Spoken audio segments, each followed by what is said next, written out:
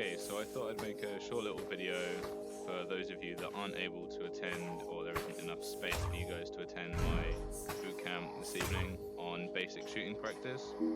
So to start with, what I'm going to cover is just pretty much the very basics on what you want to do with the disc and how you can achieve that. So we're going to start with how you want to like kind of hold and have the disc in your arm.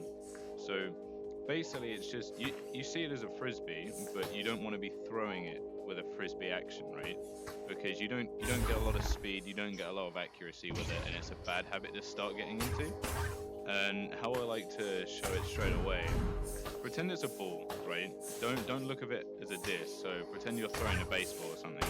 You want to take nice long smooth arm actions and just throw it pretty simply like you would a baseball. It takes a lot of getting used to due to the nature of the game and the feel of the disc, but by kind of getting in the mindset that it's a baseball and not a frisbee, it makes it a lot easier in long term to throw faster and more accurately.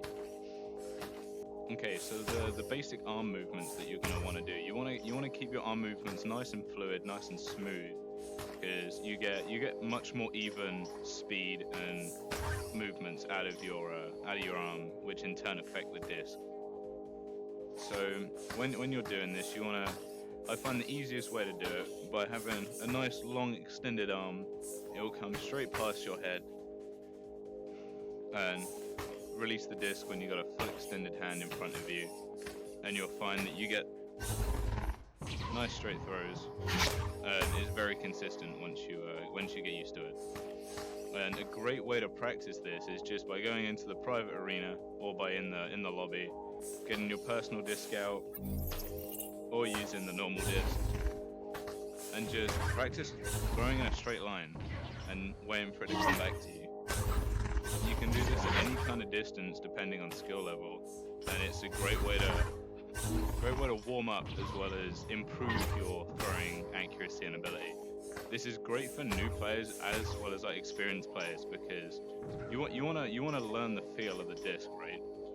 So for new players, coming up nice and close, just getting used to pushing the disc and just getting nice close shots right in front of you, just trying to get it to bounce back and catch it is a great way to start utilizing the movements of the disc.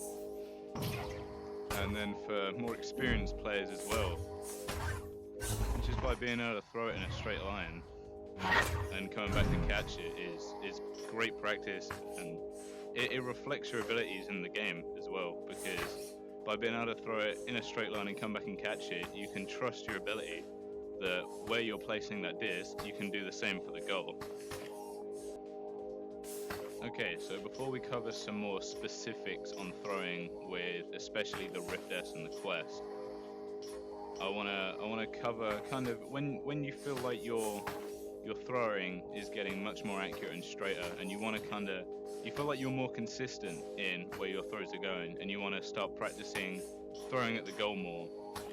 What you want to do, you want to start increasing the distance away from the goal, but as well as doing that, there's no point just practicing throwing with a straight goal, because you know it's going to be much easier. You want to practice from different angles, maybe from the side, up and side. You want to practice lots of different places in which you're throwing to the goal, because in a game scenario, there's going to be loads of different areas in which you're going to be around. The disc might come from a pass, you might be behind the goal, you might be down below the goal, like straight under it where you don't have a clean shot.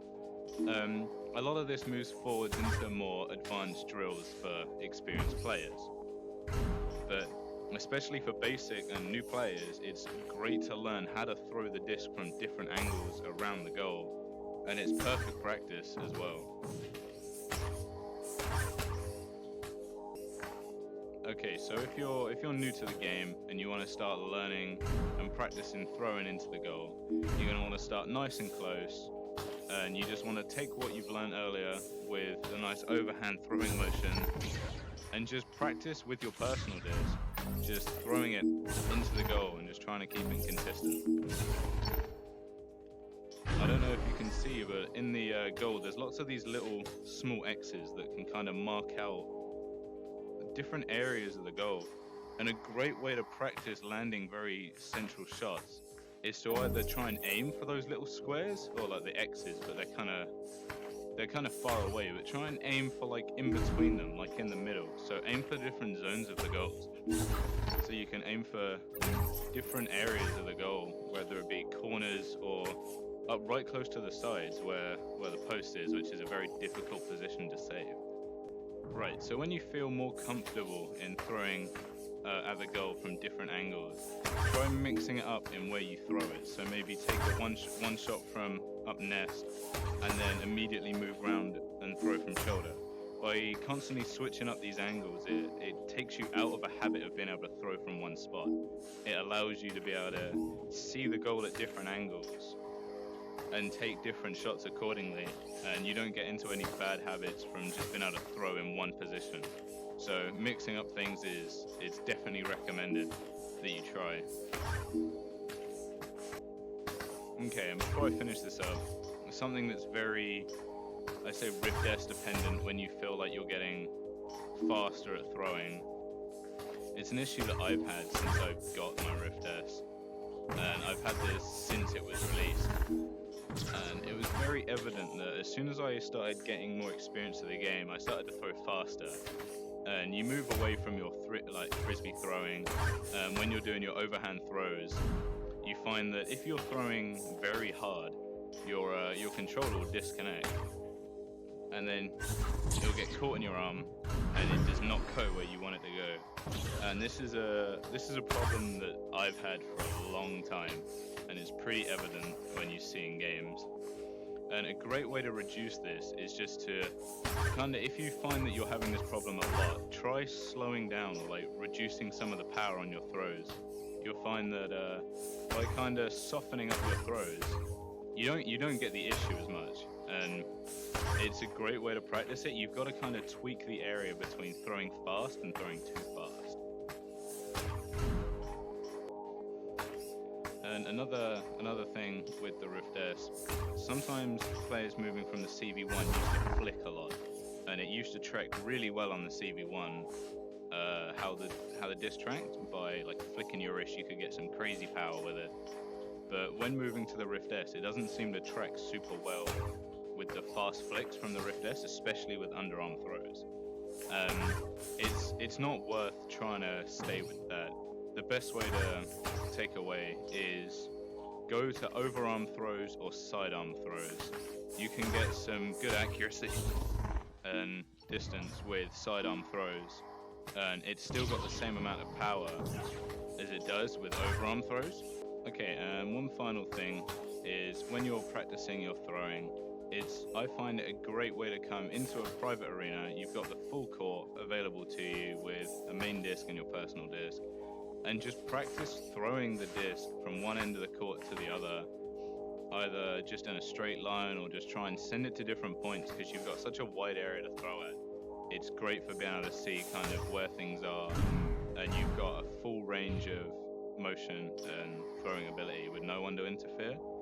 And I like to do like little warm-ups before I play games and scrims. And I showed it earlier, just by practicing throwing at a wall, I'd usually do that for about 5 to 10 minutes before I'll play any intense matches.